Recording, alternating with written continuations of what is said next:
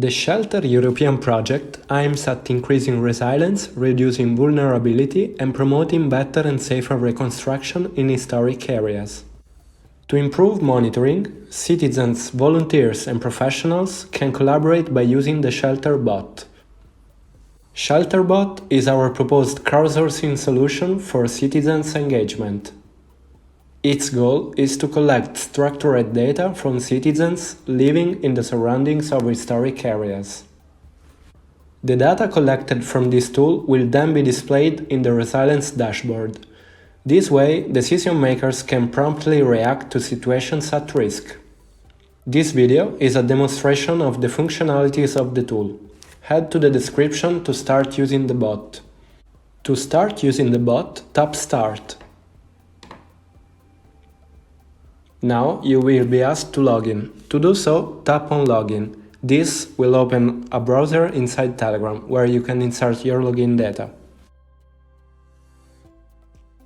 I will insert my test credentials here and tap Submit.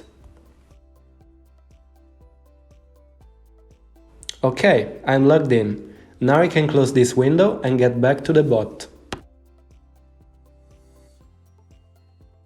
This is the main screen of the bot. As you can see, the bot sent us a welcome message, together with some details of our profile. You can also notice down here, there is a keyboard with some interactive buttons. This will help you accessing all functionalities without the need of typing nor speaking. Let us start our daily activities by notifying the control room about our operational status. As you can see, I'm now off. That means I'm not involved in any activity and not available to accept any. Other options are in movement, for saying that you are approaching the site of interest for the activities, active, meaning that you are performing some tasks, and finally available, meaning that I'm available to accept missions. I will set my status to available. If you set your status to active or in movement, you can also share your location, either real-time or static, so that the control room knows your position. By using the chatbot, users can receive communications sent by the control room. These communications can be related to important alerts or events around you. To see all their communications, tap on the menu entry. Here you can see a list of communications. You can decide to display only the most recent communications and the ones nearest to you, from the settings. To view the details of a communication, tap on its corresponding communication ID. For instance, let's have a look at the first entry in the list. I will tap on C1. There you go. Let's get back to the main menu. Same story goes for notifications. These are system notifications that can include, for instance, missions that are being taken in charge or becoming available.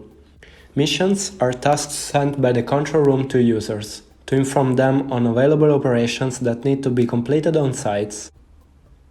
Just in time, we received a new communication about a mission. It says there is a new mission available. Let's have a look. By tapping on mission, you will get a list of missions available around you. This one says that we need to check the status of the church. Let's take it in charge. To do so, I'll tap on the corresponding mission ID to view the details. Tap on Take in Charge.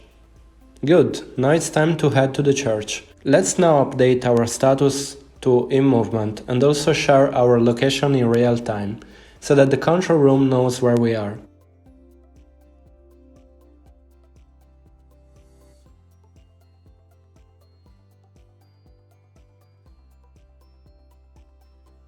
Okay, I'm next to the church and so I can start my monitoring activity.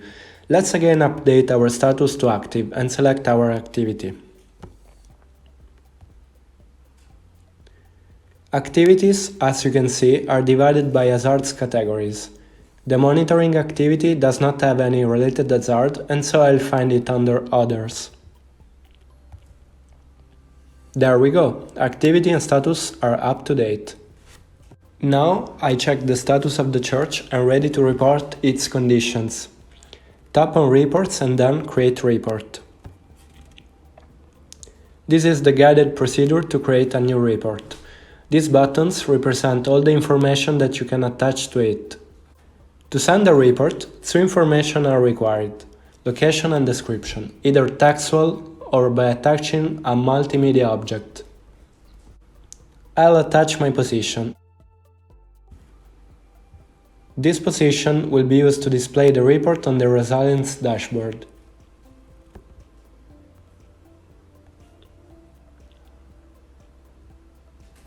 And then I'll write down a description.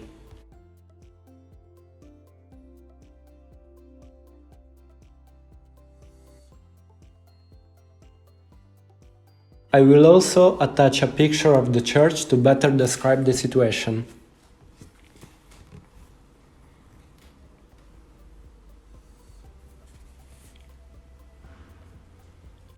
Okay, then let's describe the damages of the wall.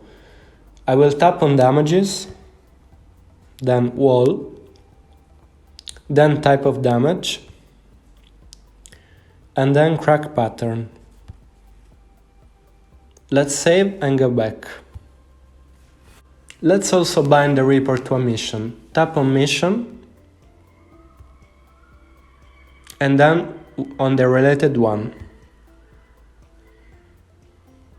I'm ready to send the report. You can also send it in a second moment.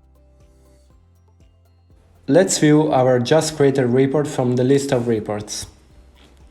The list of reports is the list of public reports or reports within your organization. To enter the details of a report, tap on its corresponding ID. I will tap on R1. There we go. Since this is a report we created, we can also update it. But for now, let's just go back. As a shortcut, you can directly view only reports created by you by tapping on My Reports. Again, you can decide to show only the most recent and nearest reports from the preferences. To finish my activity, let's head to Mission and update its status to complete.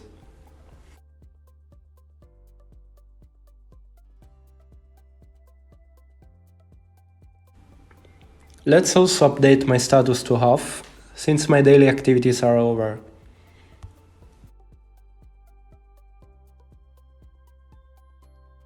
You can set some preferences from this settings button. You can change spatial and temporal filters as well as the language of the interface.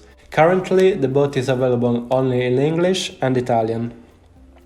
In case you need any help, type / and some command suggestions will show up. Tap on Help to get some instructions on the commands. This demonstration is ended. Thanks for watching.